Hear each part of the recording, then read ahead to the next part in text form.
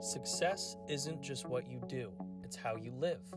Welcome to Live It Out, the podcast where we fuel your mornings with purpose, mindset, and real-world strategies for success.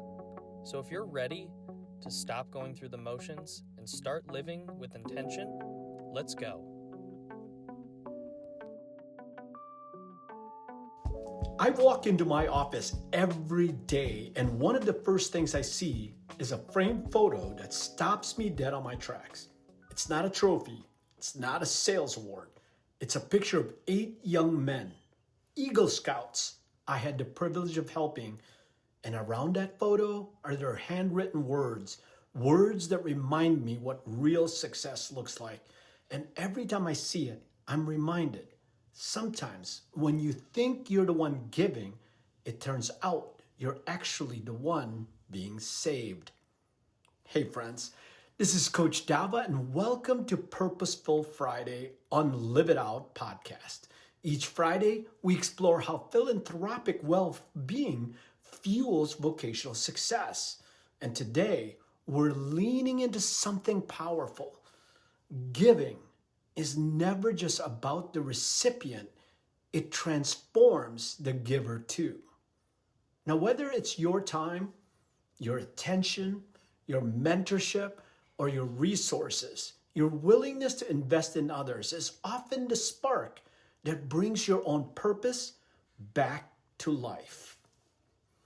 Years ago, I had the honor of walking alongside 8 boys who were on the verge of giving up their journey towards becoming Eagle Scouts.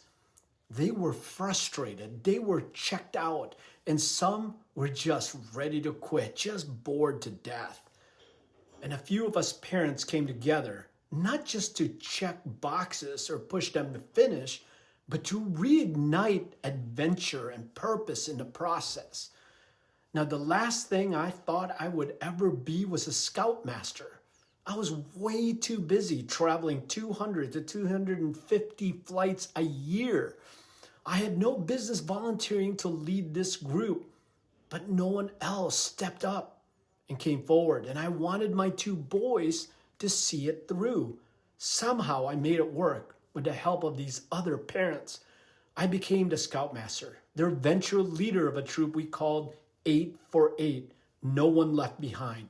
Our goal was to make sure all became Eagle Scouts. Would this work? Could I really lead this group, never even ever becoming a Boy Scout in the past? We focused on venturing then. We brought energy, new ideas, accountability, and slowly they came back to life. And one by one, each one of those boys reached Eagle Scout rank. And at the end, they gave me a framed photo with handwritten messages around the edges. Things like, you carried this team on and off the field. You led us through thick and thin. You're the reason I wanted to give my all in other parts of my life. I'll be honest with you guys. Those words wrecked me in the best way possible because I thought I was doing this for them, but what they'll never fully know is how much they did for me. They reminded me what servant leadership is about. They reminded me that the most valuable ROI isn't revenue, it's lives changed. Today's compass point is contribution. And here's the truth. You rise by lifting others.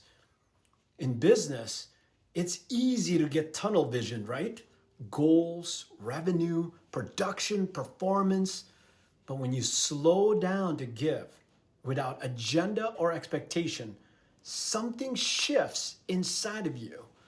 You reconnect to why you do what you do. You find new energy, new perspective, new strength. That's why philanthropic well-being isn't a nice to have. It's a necessity for sustainable vocational success. So let me ask you, who are the scouts around you right now? Who needs your time, your encouragement, your belief?